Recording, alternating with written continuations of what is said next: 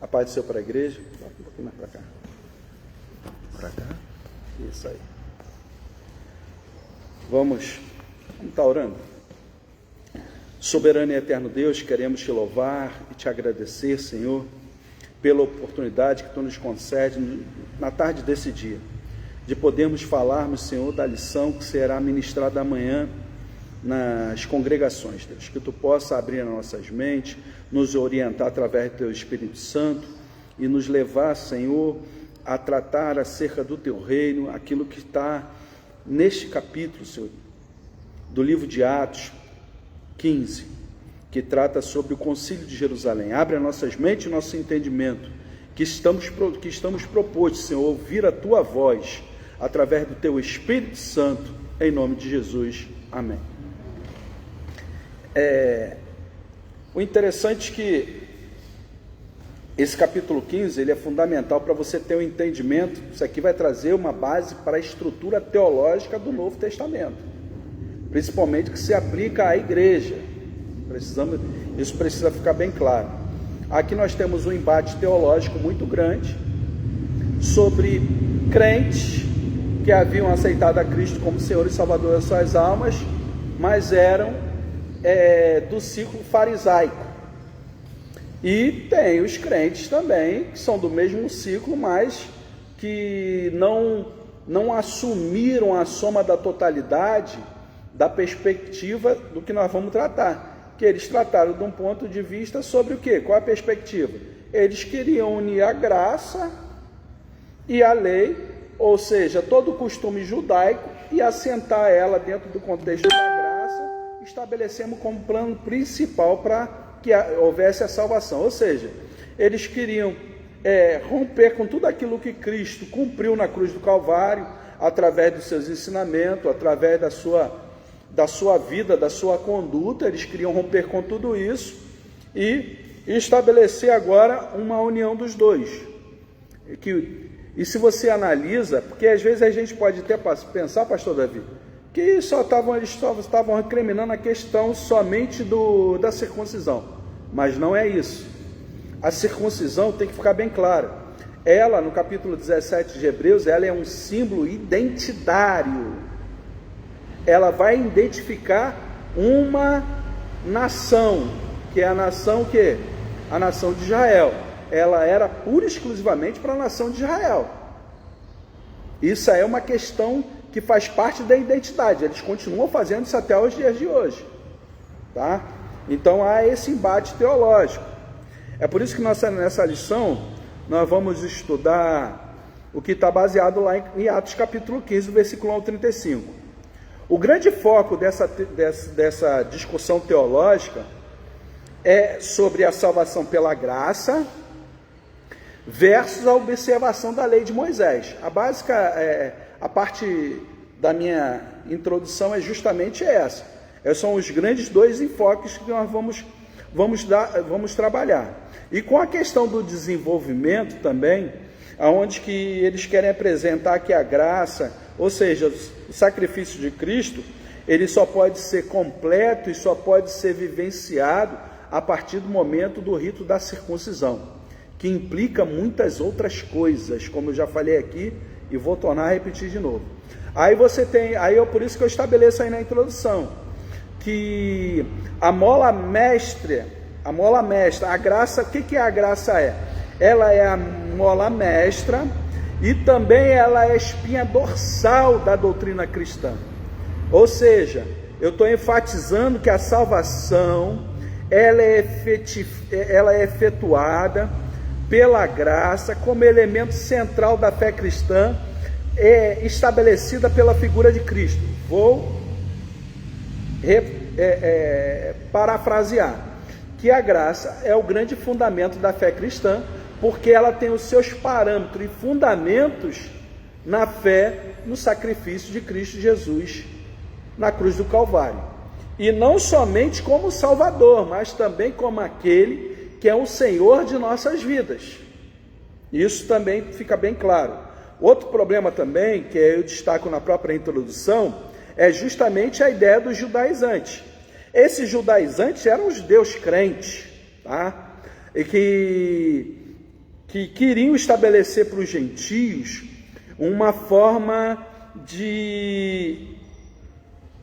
Não estou querendo fugir de termos técnicos, não termo legalista, mas queria introduzir no meio deles uma forma explícita de salvação, em que os ritos mosaicos deveriam ser observados. O problema que nós temos é o seguinte: quando você trata do ponto de vista da lei mosaica, você sabe que ela tem a sua transitoriedade. E mediante essa transitoriedade, ela apontava para quem? Para Cristo. Os profetas também tratam desse ponto de vista. Eles estabelecem a lei como fundamento e vão estabelecer tudo aquilo que Deus vai revelando a eles de forma progressiva até o momento que se concretiza na pessoa e figura de Cristo. O entendimento que nós temos do Antigo Testamento, ele é simplificado na pessoa de Cristo. É Cristo que sintetiza o Antigo Testamento em si próprio, como também as profecias. Então tudo isso aponta para quem? Para Cristo. Então a exatidão do cumprimento da lei está em Cristo Jesus, tá? Então, de certa forma, eles estavam querendo romper com esse princípio. É como se, por exemplo, hoje, vou fazer uma aplicação para os dias de hoje. Hoje nós vivemos o quê? Através do Evangelho do nosso Senhor e Salvador Jesus Cristo. E como rito denominacional, somos o quê? Cristãos ou evangélicos. É como se você pegasse o Evangelho e pegasse o judaísmo e quisesse agregar os dois e viver sobre a tutela dos dois. Alguma coisa você ia estar comprometendo aí nessa história toda. Provavelmente a sua própria salvação. É por isso que a mola mestra, a espinha dorsal da doutrina cristã é justamente o sacrifício de Cristo. Outra questão também, nós vamos tratar do concílio de Jerusalém, que essa foi uma reunião promovida pelos apóstolos e os presbíteros, que, conforme é bem descrito no capítulo 15 do livro de Atos, aonde vai tratar dessa questão, de tratar desse problema, dessa controvérsia que está havendo aí, tá? Eles também, é interessante que esse evento, ele é histórico e decisivo, só que ele não fica restrito ao contexto em que foi escrito lá no primeiro século. Ele é atemporal, porque a doutrina estabelecida ali é o que se enquadra para nós hoje, como povo gentílico, como povo de outras nações, mas sendo que gentios agora que fomos enxertados através da cruz do Calvário no processo da salvação. Então isso precisa ficar bem claro, é só a parte introdutória. Agora nós vamos ver aí a questão do judaizante em Antioquia, da Síria. Quando você começa a analisar esse capítulo 15, você vai ver que ele começa no versículo 1, quando ele chega no versículo, deixa eu abrir a Bíblia aqui, para mim não cometer o erro. Quando ele chega aproximadamente no versículo de número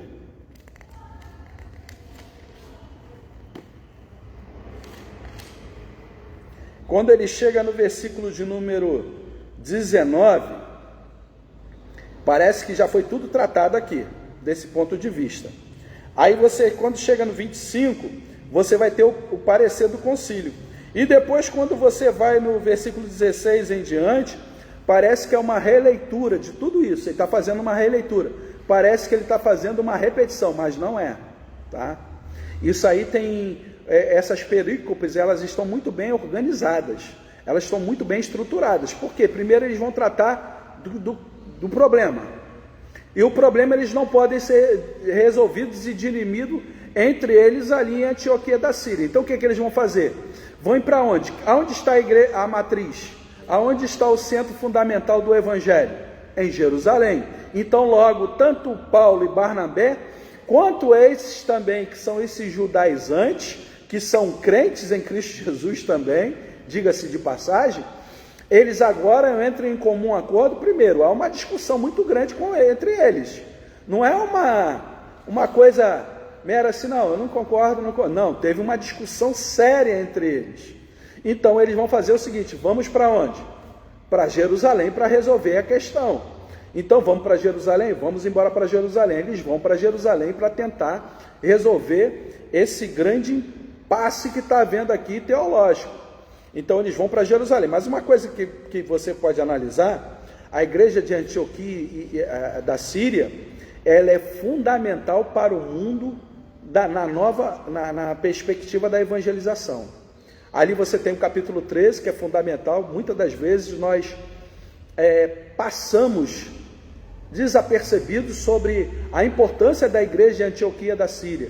Quando você lê o capítulo 13, você vai ver o que havia ali, o quê? Mestres e profetas, que foram fundamentais para a estrutura teológica das igrejas gentílicas. Claro, depois nós vamos ter o apóstolo Paulo, vamos ter Pedro, vamos ter Tiago, vamos ter Judas e vamos ter o próprio apóstolo João delineando sobre as normas doutrinárias que a igreja deveria seguir. Mas aqui em Atos, só um minutinho, aqui em Atos é basicamente a proposição da introdução toda teológica que eles vão desenvolver nas cartas. Pode falar, Simão. Esse Judas como já tratamos já nas cartas de Judas. Então, quando você analisa, você vai ver a importância. E também é interessante também que o que eu acho bonito, ou melhor, o que eu acho interessante disso, existia ali divergências teológicas. Mas eles não falaram assim: não, eu fico com a minha ideia, você fica com a tua, e cada um vai embora, vai para um lado, vai para o outro. Não. Vamos para onde? Jerusalém. Porque é ali que nós devemos tratar desse ponto de perspectiva. Outra coisa também, que o texto deixa bem claro, no versículo 24, que esses homens que foram para Antioquia da Síria, eles não foram levados, nem tampouco foram delegados sobre eles autoridade para tratar sobre o assunto da igreja. Eles foram por conta própria. E quando chegaram lá, eles trouxeram o quê? Problema. Esse é um impasse que vai acontecer aí. Então, tudo que acontece hoje, por exemplo, hoje nós temos um campo muito vasto, como Minas Gerais, Bahia, e nos bairros da cidade de Guapimirim, precisamos entender que as congregações, elas vão tratar do que é deliberado aqui no concílio. No concílio aqui no quê? Nas reuniões ministeriais. É aqui o que é definido, o que é estabelecido como norma doutrinária e partindo de um ponto original. Qual é o ponto de origem? As escrituras sagradas, que nós vamos ver mais adiante o que é verdadeiramente um corpo eclesial eficiente, porque eles trabalham primeiro com a estrutura o quê? A estrutura das escrituras sagradas, tratar sobre diversos tipos de assuntos, como nós vemos. Então, isso fica bem claro aí no 1.1, judaizantes da Antioquia, da Síria. Agora 1.2, a aculturação judaica. Essa questão da aculturação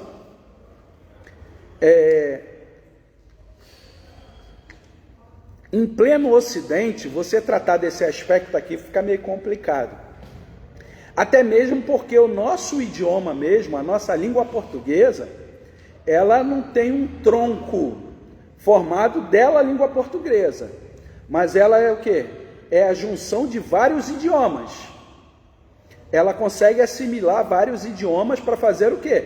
Para desenvolver a sua estrutura, o seu escopo da língua como um todo. Por exemplo, geralmente palavras femininas, elas têm a maioria da sua assimilação da onde? Do árabe. Você tem o francês, você tem como também o latim, você tem introduções também do grego e do hebraico também. Então você não pode dizer que esse idioma, a língua portuguesa, ele tem um tronco originário do seu próprio tronco, língua portuguesa. Não, ela é a junção de 5 idiomas que vai dar essa... sempre se trabalhou a ideia de 5, né? Pode ser que a partir de um estudo mais acurado se descubra mais o quê? Uma outra via de um outro idioma. Só que quando tratamos do idioma, quando tratamos da questão da etnia, ela também tem a sua cultura, tem o seu idioma, tem a sua cultura local. Ora, o Brasil é um país multiculturalista? Sim ou não? Você vê, tem a cultura do Nordeste, tem a cultura do Sudeste, tem a cultura do Sul, tem a cultura do Centro-Oeste, tem a cultura do Norte. Se você analisar, são culturas, tudo bem, nós estamos todos dentro de um país, mas temos o quê? Uma diversificação muito grande de culturas. Por isso que o brasileiro, ele é multiculturalismo dentro do seu próprio país, por causa da sua regionalidade. Outra coisa também, quando você vê um jornal do Rio de Janeiro e pega um jornal de São Paulo local ou do Nordeste, você vai ver que a linguagem é ali predominante o quê? A linguagem daquele estado, a linguagem daquela regionalidade. E por isso há uma diferenciação. Uma coisa bem simples para nós entendermos é sobre a ideia de carne seca e aipim. Em um lugar é macaxeira, o outro lugar é jabá, e vai por aí afora. Cada um, no final de tudo, nós conseguimos nos entender, mas cada um dá a sua nomenclatura para esse tipo de alimento. Então, dentro dessa questão da aculturação, nós falarmos dentro do Brasil, é meio difícil, porque nós tivemos holandeses no Nordeste, nós tivemos os franceses também aqui no Brasil, nós tivemos italiano, cultura italiana, temos culturas de todo o mundo dentro do próprio Brasil, além de falar da China e do próprio Japão, onde existem comunidades dentro do próprio Brasil.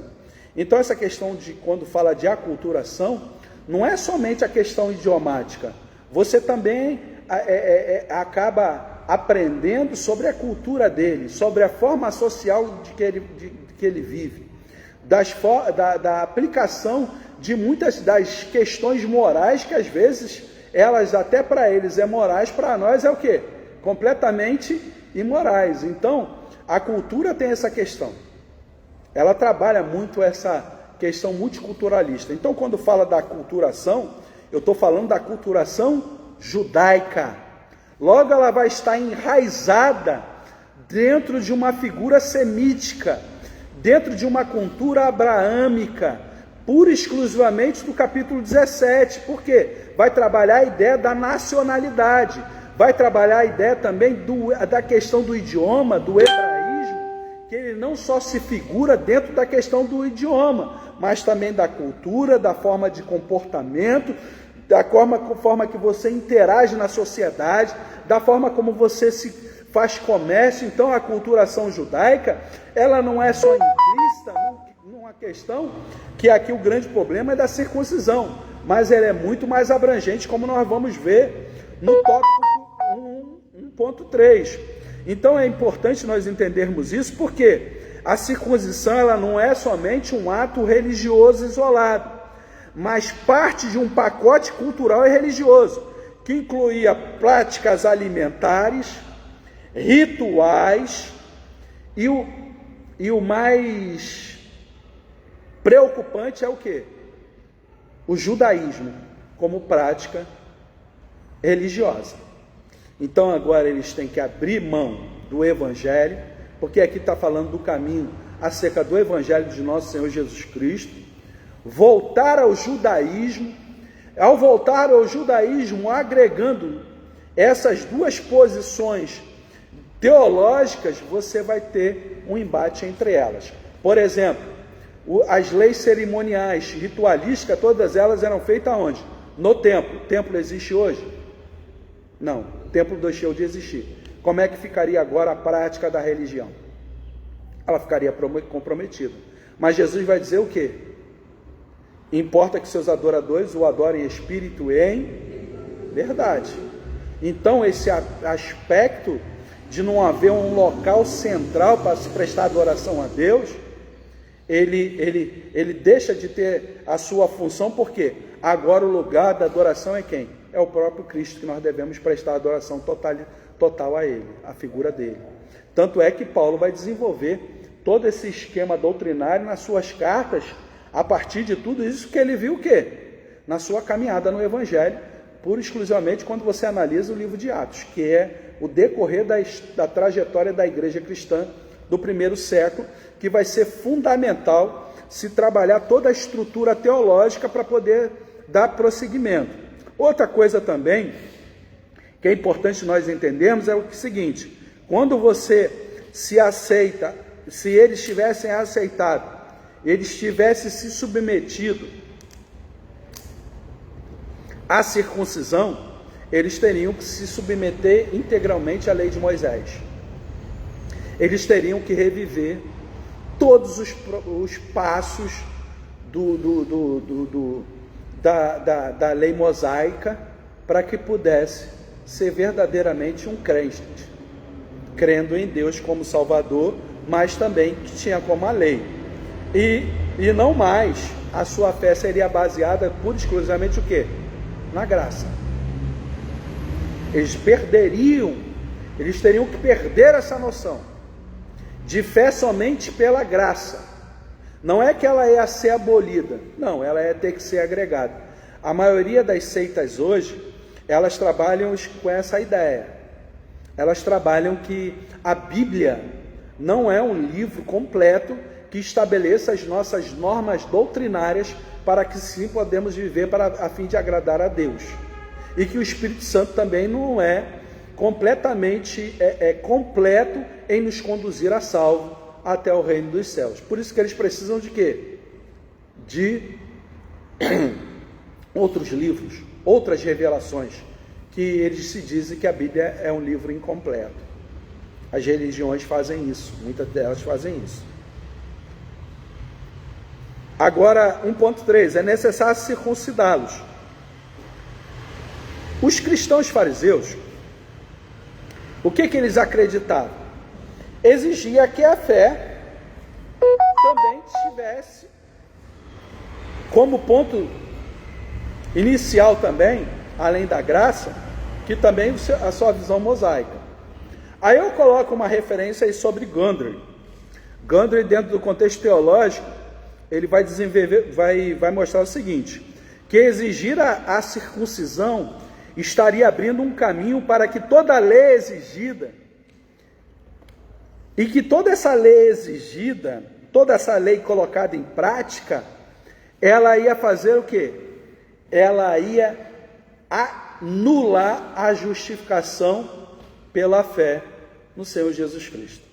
O sacrifício de Cristo seria nulo. Por quê? Justamente porque ela tinha como proposta, os fariseus, eles tinham como proposta da seguinte questão: eles analisavam Cristo, mas olhavam que Cristo, que a lei seria o complemento para a salvação, e não que a salvação em Cristo é o cumprimento de toda a lei, toda a Torá, todos os profetas, todos eles convergiam para Cristo, para o momento da encarnação de Cristo, do seu ensinamento, do seu plano redentor para a humanidade. Isso aí ficaria o quê? Completamente anulado. Você acabaria anulando o sacrifício da cruz do Calvário. A justificação deixaria de ser feita através da pessoa de Cristo. A pessoa seria justificada o quê? Pelo seu análise e pela sua própria proposta de vida. Se eu entendi, é como se a salvação que é pela graça, imposta essa lei, esse código, então ia ser por mérito. E se enquadrava na questão de mérito observatório. Porque eu observo, eu tenho mérito, então eu tenho que ser salvo. E é basicamente isso. Apesar de que a lei tem toda uma estrutura que ela direciona como o homem deve se comportar. Mas quando você analisa o computo da lei dentro da análise totalitária do aspecto farisaico, são 613 preceitos. Ia ter um momento que você ia fazer o quê? Você ia tropeçar, como o próprio Pedro falou: nossos pais e nem nós fomos capazes de cumprir. E como nós, já que esse jugo que veio sobre nós como diretrizes, como é que nós vamos impô-los também a eles também? O jugo voltava tudo de novo. Anula tudo, irmão. Rapaz. Então, a coisa é mais profunda do que nós pensamos. Eles se baseavam também, aí amanhã vocês façam essa leitura, tá? Isaías 56, Isaías 52, 1. Porque vocês vão ver que a ideia aí é uma ideia de uma identidade nacionalizada. Porque somente os judeus poderiam entrar em Jerusalém. Os demais em nenhuma parte poderiam entrar. Só que dentro do plano redentor, também conforme expressa em Isaías, diz que a salvação seria para todos. E que até os gentios seriam englobados, seriam inseridos nesse contexto. Mas se desde aquele jeito ia ficar restrito, está só de novo. De novo, ia se restringir por exclusivamente judeu. O que a pessoa teria que fazer? É o que nós chamamos de prosélitos. Eles teriam que tudo bem, querem aderir à fé cristã, mas tem que se tornar um prosélito do judaísmo. Então você acaba anulando a graça, ela perde a cruz do Calvário, se ela perde a sua essência, se ela perde a sua mensagem que está por trás da cruz do Calvário, irmãos, nós não estaríamos aqui hoje não. Porque a graça, de certa forma, ela estabelece um princípio norteador para a sociedade, principalmente dentro do contexto do Ocidente, que é fundamental para a convivência social. Fala, meu. Pode-se dizer, então, que a circuncisão ela foi trocada pelo batismo. Você pode fazer essa aplicação para o contexto da igreja. Por quê? Porque ali é um povo exclusivo, identitário. Seria uma substituição. Porque quando você olha para a circuncisão, o judeu pratica até hoje. E para eles, lá dentro do contexto do Antigo Testamento, é válido até hoje, tá? Até mesmo passando pelo Novo Testamento. Isso é uma prática comum, porque a circuncisão é o corte do prepúcio, que mostra que eles são um povo que tem uma identidade. Essa identidade é uma identificação israelita. É uma questão cultural, social e religiosa. Porque ela só não trabalha o contexto religioso. E nem tampouco só o contexto cultural e social. Mas ela é o quê? É uma junção. Ela é amalgamada, que dá justamente essa diretriz. Tá? E quando nós nos batizamos, nós confessamos a Cristo como Senhor e Salvador nas nossas almas. Nós estamos confessando diante das testemunhas que estão presentes, e também ao redor ali, sobre a figura do Pai, do Filho e do Espírito Santo, está presente nesse momento do nosso batismo, que nós estamos nos identificando como servo de Cristo, que nós agora deixamos de viver aquela vida que nós vivíamos antes, para viver exclusivamente em prol de Deus. Assim também é o judeu. Quando ele nasce, a ideia basicamente, através da circuncisão, é essa também: viver um povo exclusivamente, somente para Deus. Deu para ficar bem claro? Aí você tem também a relevância da liderança. Primeiro, a identificação do problema. Quando você lê o versículo 2, 5 e 6, a identificação do problema. Há um debate intenso que surge entre Paulo, Barnabé e os judaizantes. Irmão, vamos ser sinceros. O negócio ficou estreito ali. Que tinha que ser resolvido. Aí é que está o diferencial, que é o Espírito Santo. Se não fosse resolvido, você teria uma doutrina dividida em duas partes. Uns podem seguir e outros não. Eles tinham que trabalhar, eles tinham que delimitar ali o que era a parte doutrinária. E houve esse problema lá, houve uma discussão entre eles. E o interessante é que eles vão levar a questão para onde? Quem foram os 11, depois foi agregado mais um para deliberar sobre esse assunto, sobre toda a estrutura doutrinária. Os apóstolos. Vamos para Jerusalém.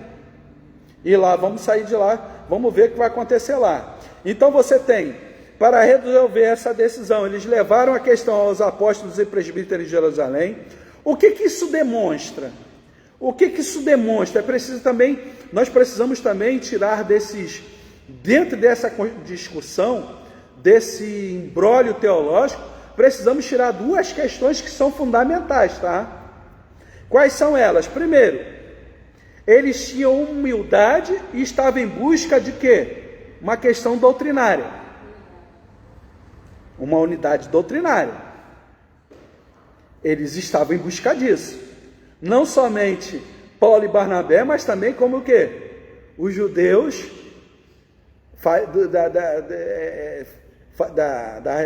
dos fariseus, do segmento dos fariseus. Todos eles queriam. Então eles vão para lá.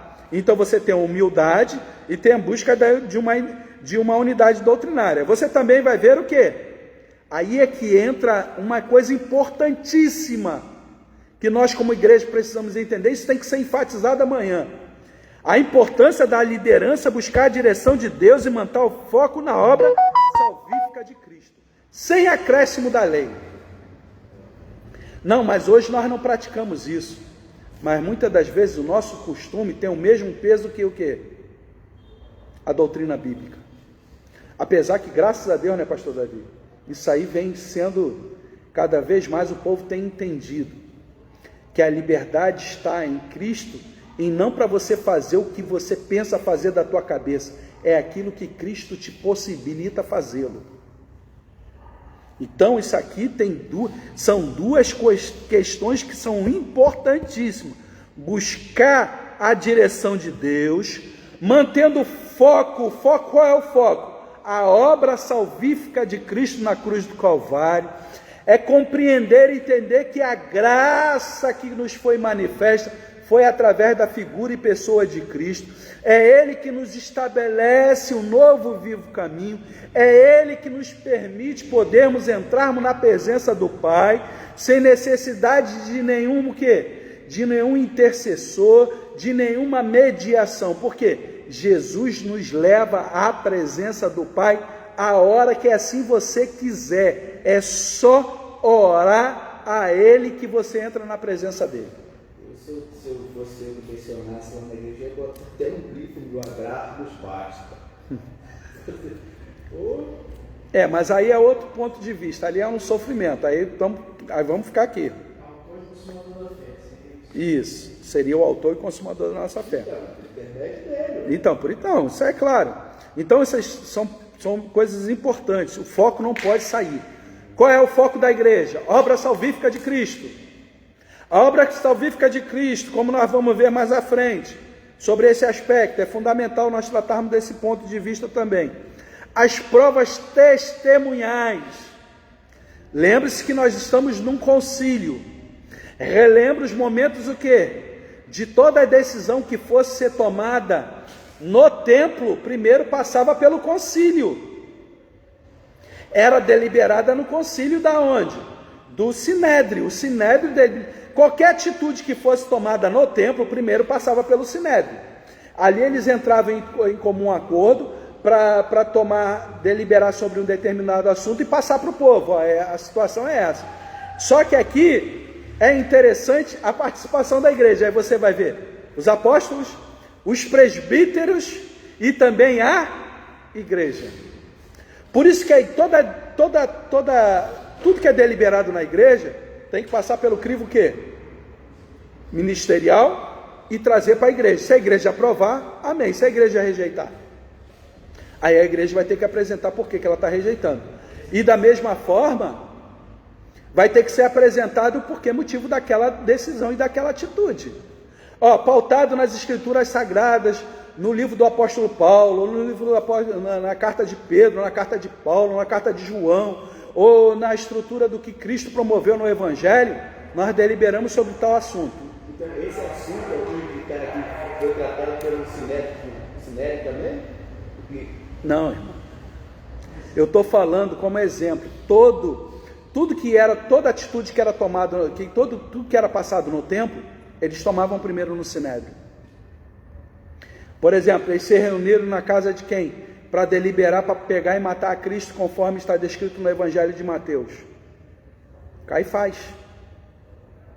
Deliberaram lá, depois levaram para o Sinédrio e depois fizeram a execução.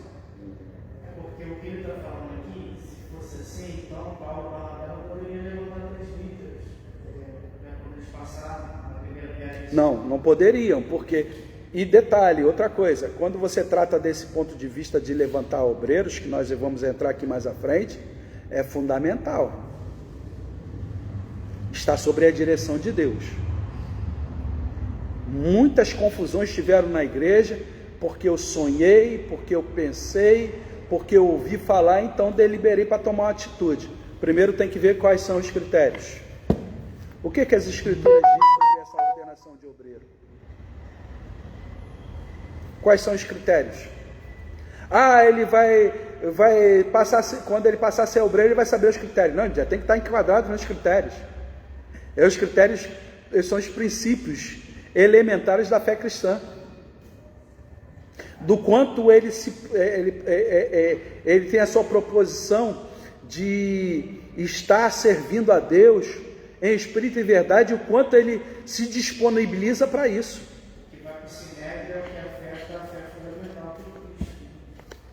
Naquela época, é um exemplo que eu citei. Então aqui, agora, o que eles vão fazer? Vão tomar um concílio em Jerusalém, não no Sinédrio judaico. Eles vão estar no local, vão estar reunidos aí os apóstolos, provavelmente possa ser que seja no cenáculo, né? Que era um lugar amplo, que seria que as grandes decisões, né? Vamos dizer, aonde partiu todo o fundamento. Como estamos no livro de Atos, podemos trabalhar dessa forma. Eu estou trabalhando já uma hermenêutica retórica. Eu estou retroagindo remota.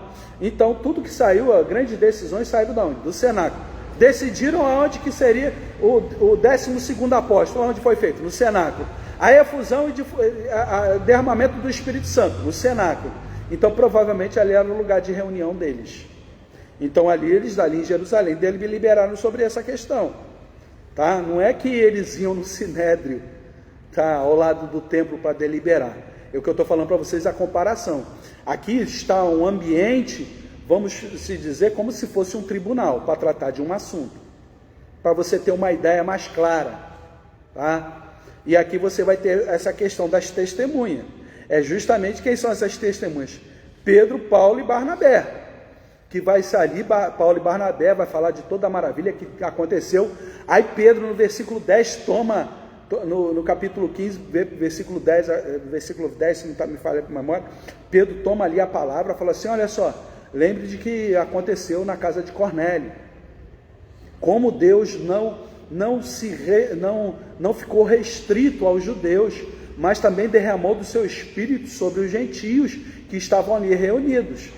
Então, esses testemunhos aqui é uma forma de deliberar sobre um assunto, para corroborar com a doutrina.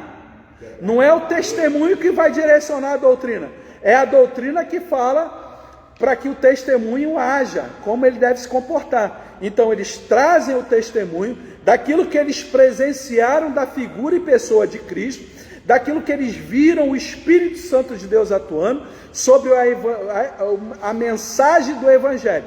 Então, quando eles falam a mensagem do Evangelho, eles estão trazendo a doutrina de Cristo, e ao trazer a doutrina de Cristo, eles estão testemunhando de quem? De Cristo. Cristo operou maravilhas e sinais. Agora, naquele momento, as testemunhas justamente sobre esse aspecto, de manifestar a glória de Deus que aconteceu seguida dessa evangelização. E também nós temos também que Pedro, vai recordar o episódio de Cornélio, mostrando que Deus não faz acepção de pessoas. Enfatiza também esse 2.2, que nem os judeus conseguiram cumprir a lei, então seria injusto impor isso a quem? Aos gentios. Nossos pais não conseguiram, e nem nós, por que nós vamos impor isso a eles? É aquela velha história, lembra daquela velha história? Faça o que eu mando, mas não faça o que eu faço. Mas as Escrituras dizem o contrário. Instrui a criança no caminho, ou seja, Da mesma forma que você é instruído, instruir a criança. Da mesma forma que ela até envelhecer não vai se esquecer, você também não vai se esquecer dos meus caminhos. É basicamente isso, tá? 22:6. Oi. Pode até citar, então, não sei se pode. Mateus 23, quando Jesus fala na cadeira de na cadeira de Moisés estão sentados os fariseus, faz o que eles falam, mas não procede do que eles falam. Porque eles ensinavam muito bem. O problema era como eles praticavam isso. Tá? Aí tem Kostenberg vai afirmar, tá, que o testemunho dos apóstolos foi essencial na tomada de atitude, apesar que nós temos a ideia e aí o desfecho total, mas nós vamos trabalhando sempre por parte. Uma liderança eficiente, capítulo 15, versículo 6 e 22. E o que essa liderança eficiente demonstrou? Isso tem que ficar bem claro. A capacidade de fazer o quê? Escutar e resolução de conflitos. A liderança que não escuta e não tenta resolver conflitos, fica empurrando para adiante, pode ter certeza, vai ter problema dentro da igreja. O nosso maior erro dentro dessa área é a procrastinação.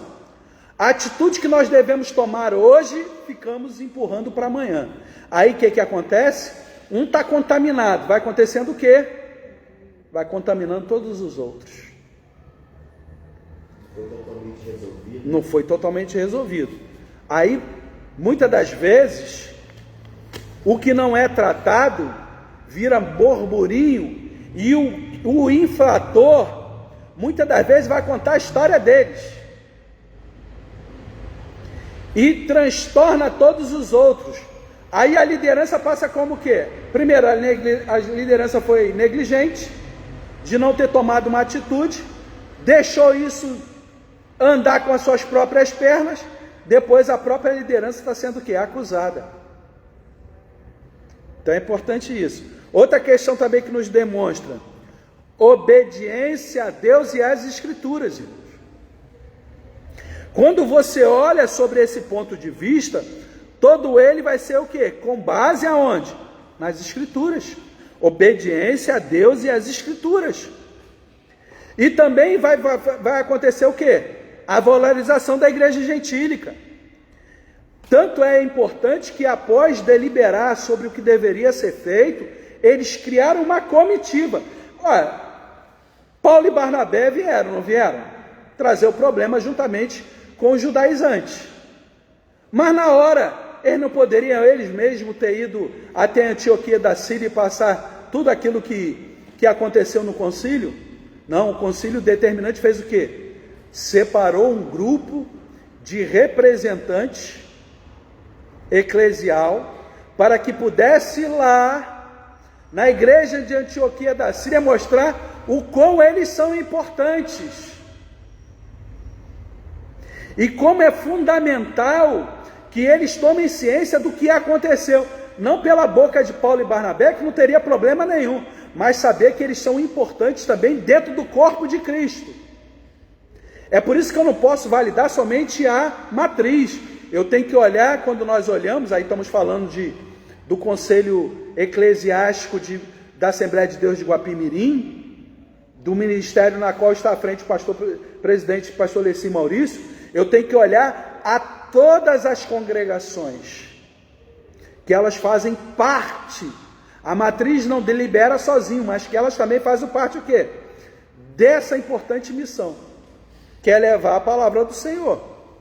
Aí você tem essa valorização gentílica, né, de confirmar e validar a decisão da comunidade Antioquia. Você vai destacar 4 pontos aí que são fundamentais, tá? Conforme está aí: ensino, oração, missão e pastoreio. Aqui estão englobadas todas essas questões que se desenvolvem dentro da lição. A decisão do Concílio de Jerusalém. Primeiro, a decisão, ela com base aonde? Qual foi a base da decisão dela? Eles deliberaram simplesmente pelo fato, não, vamos falar aqui o que a gente pensa, o que a gente acha? Não. Tomaram o quê? Como base as Escrituras. Tiago, o que ele vai fazer? Ele vai citar Amós e vai fazer a citação também de Isaías, para mostrar que a inclusão dos gentios sempre esteve aonde? Nos planos de Deus. Agora tem uma parte enfática dentro do plano de Deus. Está dentro do contexto do Antigo Testamento, numa figura que é importantíssima, que é trabalhada dentro até mesmo da genealogia de Mateus. Quem é? Qual é a figura importante aí que se destaca? Não estou me referindo a Davi, estou me referindo a quem? A Abraão. Gênesis 12, 3, o que diz? Não esqueçam de fazer menção amanhã. Gênesis 12, 3. Porque em ti serão benditas todas as nações da terra. Mas em Abraão não, no descendente que sairia dos lombos de Abraão, que saiu direto do lombo de Jacó. 12, 3. 12, 3. Então o plano redentor de Deus para a humanidade já está inserido os gentios, tá? Mas aí Tiago ele vai usar Amós 9, 11 e 12 e Isaías 45, 21 para mostrar que a inclusão dos gentios sempre esteve nos planos de Deus. Ele não cria uma nova doutrina. Tiago não está criando uma nova doutrina, mas reconhece o cumprimento das antigas promessas, que todas elas foram evidenciadas, cumpridas em quem? Em Jesus Cristo. Logo, eles vão falar o quê? Do tronco original das doutrinas, Cristo. Então, são eles que vão passar a mensagem de Cristo adiante, e que vai trabalhar justamente do capítulo 28 do Evangelho de Mateus, versículo 18 até o 20, que trabalha essa proposição. Outra coisa também, que dentro desse plano de Deus, o amor de Deus derramado pela humanidade, quando você analisa Atos, você vai ter que fazer menção de Lucas, porque quando nós tratamos do contexto teológico, nós sempre tratamos Lucas e Atos, sempre estão conjugados. Por que isso? Por que você acha que isso é dissociado? Quando Lucas descreve sobre a questão da genealogia, ele começa em Jesus Cristo e termina em quem? Adão, como representante da humanidade, mas sem pecado. Então, isso aí não é aleatório. Então, a ideia aqui também é que também seria extensiva, por isso que Lucas faz questão de mencionar esse ato também. A posição eclesiástica foi uma decisão coletiva entre apóstolos, presbíteros, aí já está no 3.2. Apóstolos, presbíteros e mais quem? Que eu acabei de falar aqui agora. Está na lição, depois você vai ler, você vai ver. Apóstolos, presbíteros e a igreja. Tá? Frisa esse negócio. Tiago fala com a autoridade, julgo. Ele não está impondo nada. Simplesmente o tom que ele está refletindo é um tom de consenso. De quem? Do presbitério e do colégio apostólico, que eles entenderam por bem. Aí, olha só, aí de novo eu faço menção do Gundry. Ele explica que as restrições impostas aos gentios, de não comer carne sacrificada a ídolos, evitar a imoralidade sexual, visavam o quê? Primeiro, preservar, não é separar, preservar a comunhão com os judeus, o quê? Cristãos, entre os gentios. Ele não queria separar, ele queria promover o quê? Uma comunhão entre os judeus que agora creram em Cristo, mas estão fazendo algumas imposições para os gentios, mas eles reconhecem que isso não é necessário para eles, mas também vai deliberar para que isso possa acontecer. E qual é a finalidade? Evitar conflitos sociais e culturais, e também evitar o quê? Escândalos. Aí, quando você vai ver aí, na própria lição que eu delibero sobre isso, é o próprio Marshall explicando detalhadamente os 4 pontos. Quais são os primeiros? A carne sacrificada a ídolos. Deixa eu falar uma coisa para vocês que aconteceu naquela época. Paulo vai... Isso aí é um problema que acontecia no mundo gentílico, tá? Existia uma prestação dos deuses, aos deuses, cultuação dos deuses, de animais, de cordeiros, de bodes, de carneiros, de touros, todos eles eram oferecidos em sacrifício. E parte desse primeiro tinha que ser sacrificada, tinha que ser particípio do sacrifício, levado para o templo deles, da adoração dele, dos deuses dele. Depois parte dessa era separada para trazer para o mercado, para ser vendida. Por isso que Paulo vai falar o quê? Coma de tudo que vende no açougue, sem o quê? Perguntar. Não vai perguntar, essa carne aqui é a carne do sacrifício? Se você comprar, meu irmão, e sabendo, aí você já o quê? Já está pecando. Tá? Existia esse problema, tá? Isso aqui, mas a igreja está deliberando sobre esse assunto para o mundo gentílico, porque isso aqui acontecendo no mundo gentílico. Outra coisa também, da imoralidade sexual, porque também a imoralidade sexual era uma prática comum da prestação do culto aos deuses. Então logo ele vai falar assim, ó, se abstém da carne sacrificada aos ídolos, da imoralidade sexual, que eu até faço um apontamento aí na lição para vocês, relação sexual ilícita, quem são elas? Só do termo porneia, vem trazendo sobre relação entre parentes, relação de pai com filhos, filhos com irmãos, isso tudo está implícito aí, tá? Porque quando a palavra usada é porneia, só que ela não é só uma coisinha prostituição, não, ela está inserida em todo esse contexto de relações ilícitas sexuais. Aí também eu coloco sobre a carne de animais sufocados, que era o quê? A morte por estrangulamento. Como é que se mata um frango? Se degola o pescoço. Que intuito? Qual o propósito? Drenar o sangue. O boi, quando se mata ele, se faz com que propósito também? Drenar o sangue. Por isso que ele fica o quê? 24 horas aquele sangue sendo o quê? Um tipo de dreno, né? Até sair de todo o corpo do animal. Tá? Não fica no corpo, a gente às vezes está comendo uma carne, essa carne está crua, está com sangue. Não, aquilo ali é mioglobina. É uma outra coisa que tem no músculo. Não tem nada a ver com sangue. Um outro efeito que causa também é a carne foi com um gosto diferente, gosto de capim. Hã? Senão passa por esse processo. Porque ela tem a base dela da estrutura. Não só a base do capim, mas também ela pode ser gado de confinamento. Ela pode ser confinada e ser alimentada com ração. Apesar que hoje existe isso aí já está bem avançado. Então outra coisa também é do sangue. Quem gostava de galinha molho pardo, apaga isso da sua vida. Quem gostava de chouriço, apaga isso da tua vida. Graças a Deus que eu não gostava nada disso. Foi mais fácil. Tá? Outra coisa também mandamento é mandamento. E também é importante também, eu não sei se você está com caneta aí, essas recomendações também são recomendações éticas, tá? Quando todo esse aspecto está aí direcionado, são recomendações éticas e sociais.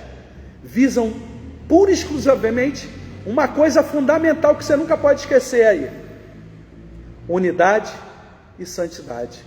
Unidade entre judeus convertidos e gentílicos convertidos, e a santidade que existia dentro do ato da comunhão. Então você coloque, por favor, isso aí. As recomendações éticas sociais, elas são recomendações éticas e sociais, e também visam uma unidade e santidade. 3.3, que é o fundamental, que tudo isso foi sobre a chancela de quem? Quem chancelou? Quem foi que assinou que isso era a vontade dele? O Espírito Santo. A decisão final não foi apenas o que? Uma decisão humana, mas foi aprovada pelo quem? Pelo próprio Espírito Santo. Isso confere o que? Autoridade a essa resolução tomada. Isso está dizendo que a atitude que os apóstolos e presbíteros da igreja deliberaram sobre a palavra e sobre estabeleceram como ponte ou como parte de ponto doutrinário entre gentios e judeus, é justamente sobre esse aspecto, resolução da autenticidade divina, a autoridade divina totalmente voltada para esse sentido aí, tá? Isso para mostrar o quê? Que o reino de Deus sempre prevalece quando todas as nossas atitudes são pautadas e tomadas e decididas e direcionadas por Deus através do Espírito Santo. Alguém já falou para você, da direção de Deus, na direção de Deus, sobre a sua vontade, mas sobre a chancela do Espírito Santo, com base nas Escrituras Sagradas. A igreja não pode tomar nenhuma decisão que não tenha base nas Escrituras. Ah, mas nas Escrituras não tem isso, não tem aquilo. Como eu decido? Decide agora dentro de forma coletiva, mas sempre vai ter um aparato para tomarmos, deliberarmos sobre qualquer coisa. Irmãos, não tem como você... não, a Bíblia não proíbe drogas. Não proíbe não? Por que Jesus não tomou aquele alucinógeno quando estava na cruz do Calvário? Quis ficar completamente com a mente consciente do que ele estava fazendo. Vou parar por aqui. Conclusão. Então, o reino de Deus sempre vai prevalecer. A lição reforça o perigo da judaízação, tentar misturar graça e lei como caminho para a salvação. A salvação é pela graça, por meio da fé em Jesus Cristo, e não pelas obras da lei. Uma liderança eficaz é aquela que busca o quê? A vontade de Deus, valoriza o ensino bíblico, cuida do rebanho, age com sabedoria, humildade e unidade. Que Deus possa abençoar a todos amanhã nessa lição, que Deus possa te usar poderosamente na sala de aula. Tenho mais certeza que o Espírito Santo vai trazer muito mais coisa à mente de vocês. Amém? Deus Santo, Deus amado, queremos te render graças, Senhor, porque nós sabemos que a condução, Senhor, do livro de Atos foi sobre a tutela do Teu Espírito Santo, que conduziu uma igreja sadia, segura, Senhor, e principalmente, Senhor, tem nos trazido até esses dias. Por isso nós cremos, Senhor, que a doutrina teológica que foi estabelecida nesse concílio, ela é atemporal, que chegou até nossos dias, que possamos estar investido e revestido da autoridade do Teu Espírito Santo, para podermos, Senhor, trazermos para a Tua casa, para trazer para aqueles que estão sofrendo, para aqueles que ainda não tiveram encontro contigo, Senhor, acalento as suas almas através da Sua palavra e da pessoa de Cristo. Em nome de Jesus, Senhor, abençoa a todos amanhã, indistintamente. É o que nós pedimos e te agradecemos em nome de Jesus. Amém. Deus possa abençoar vocês, tá? E boa lição amanhã.